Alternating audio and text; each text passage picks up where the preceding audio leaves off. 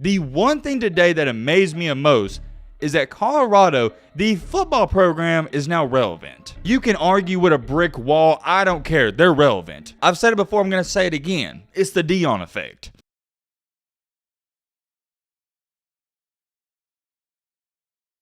Another night, another prime time video. You get it? Because Coach Deion's nickname is Prime Time, and we're uploading it at night, which is prime time. I know it was corny and cringy, but on a serious note, let's get down to business. Woo! Man, oh man, what I saw today, I couldn't wait until tomorrow to talk about this. We got to speak on it now. The Colorado spring game, it left me in awe. I knew it was going to be awesome. I made time. I was like, I'm going to watch this Colorado spring game. I've been looking forward to it for 2 or 3 weeks now. But it still somehow, some way exceeded my expectations. And I want to emphasize this. I had heavy expectations, high expectations for this spring game, and it somehow surpassed them. That's how unreal it was. And I'm not just talking about one part of the game. I'm talking about multiple different factors. I'm talking about the intensity. I'm talking about the fans. I'm talking about the commentary. I'm just talking about everything in general. It was unreal, and that is the best word I can use to describe what happened. Unreal. And I'm going to say this at the very beginning, and I'll touch on this a little later.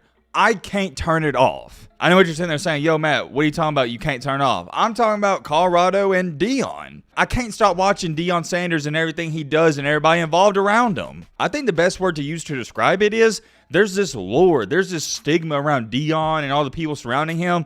You gotta watch it. It's must-see TV. I've said it before. I'm gonna say it again. It's the Deion effect. I think some people just think I'm trying to say that to be funny, but no, I'm being dead serious. The Deion effect is real. We're gonna talk all about that in tonight's video, and also, I want to talk about good old Shedeur Sanders. That man balled out today, but here's my question. I tweeted it out. Was Shedeur Sanders really that good? Or was their defense really that bad? I hate to discredit him because he played flawless, but that defense was atrocious. As always, when it comes to a Deion Sanders Coach Prime video, I am beyond excited to get into it. This is the only topic we're going to talk about tonight. I want to make this a short and simple video. I'm sure we'll talk about this tomorrow and the days to come. You already know the intro, and it's relatively simple. We're on the road to 300,000 subscribers. We can't get there without your help. If you like football content, consider joining our community. If you don't want to join, that is cool too. Be a loser, be a winnie. All right, Matt, blah, blah, blah. Shut the crap up. Now, without further ado, let's get into it. First things first, I want to address this on a video we posted a couple days ago talking about Deion Sanders and the transfers. Somebody left this comment. Much respect to you for promoting well-off media in the pregame show. Thank you for the comment and nice words, by the way. And if you don't know what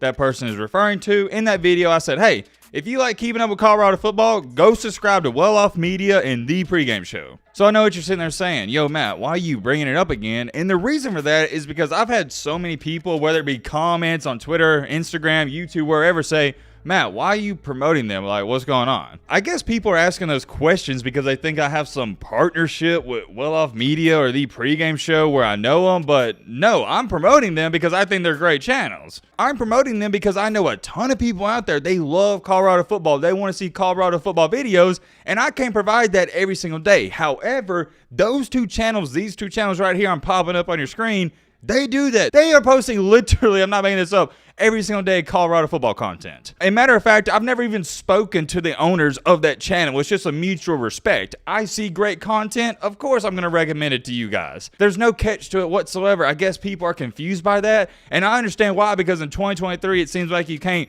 do something nice for somebody, promote them, or do whatever without there being a catch. So I did want to make that clear. There's no catch. There's just great channels that I definitely recommend to you guys if you want more Colorado football content. I don't know another way to say it without repeating my words. And since we're talking about them, I guess we'll just start here. Well Off Media is run by Deion Sanders Jr. And I'm sure if you're watching this video, you've seen some of his videos.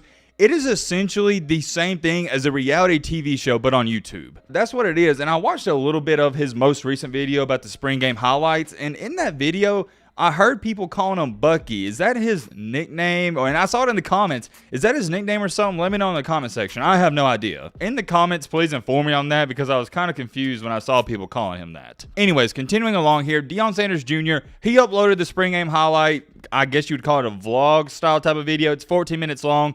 I'm only going to show you a 20-second clip where it's special, and this really hit home to me. To give you some context before I show you this video clip, it's pretty much Deion Sanders and the team running out, but just listen to how much he's hyping up his brother. Turn it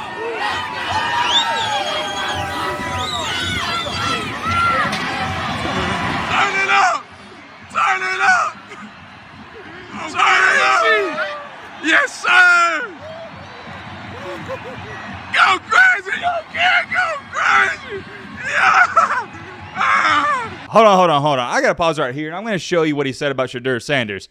I'm telling you right now, Alabama, the University of Alabama, if you somehow see this video, somebody tell them at Alabama, they need me to do what well-off media is doing for Colorado. What well-off media is doing at Colorado, every team needs somebody filming stuff like this 24/7 behind the scenes and uploading it to YouTube. Because I'm telling you, so many people to watch just behind the scenes videos of Nick Saban at Alabama. Alabama, whenever you're ready to start uploading YouTube videos, give me a call. Because I'm telling you straight up, I know dang well I would watch videos like this if somebody was recording stuff about Alabama all the time. And it's the same thing for every school in the country. All right, let me show you the next part. Hey, I love it. Use him, God bless him, God bless him, God.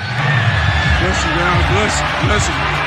Use him. Man, much respect to the Sanders family. You can just tell they got that tight bond, and you heard him and he was saying, man, God bless him, and just heartwarming. It's really cool to see videos like this, and I can't wait for the season to start. This is just like a teaser. But let's talk about the gameplay, the game itself. There was a lot of fireworks, and I mean a lot of fireworks on offense.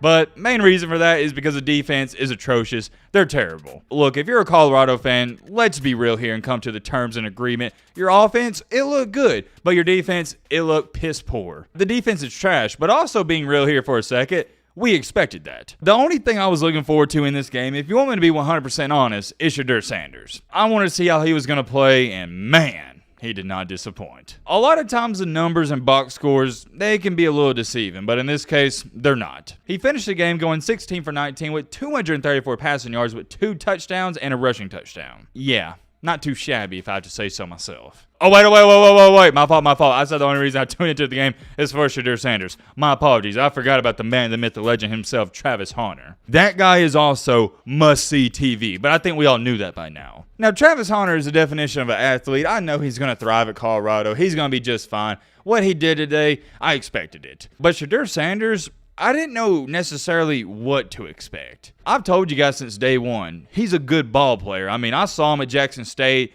I don't care that he wasn't playing the best competition. When you're throwing 50 touchdowns to 6 interceptions and 4,000 yards, you're good. My only question is, can he put up these type of numbers against some really good D1 Power 5 teams? And although we don't know the answer to that because we haven't seen it happen yet, I'll tell you this much. He looks confident. And a scary quarterback is a confident one. He is your QB1. The quarterback race, it's over, but in reality, it's been over ever since he got there. This just puts the cherry on top of it, and it's like, okay, this is our starter. But out of everything that happened today, and trust me, there's so many things that happened, too many things to talk about in this one video alone. Like I said, we'll talk about this in the days to come. The one thing today that amazed me the most is that Colorado, the football program, is now relevant. You can argue with a brick wall. I don't care. They're relevant. They had 45,000 people show up to a spring game. They sold out. And the official numbers haven't come out, but I'd be willing to bet even your casual football fans at some point today tuned in to at least check it out. And this is the part of all this that people are failing to understand at first hand. They'll understand it in 2 years from now, but not at this point. Hiring Deion Sanders is one of the best business moves any college could have done. I said it from the jump. Y'all remember if you was watching last year,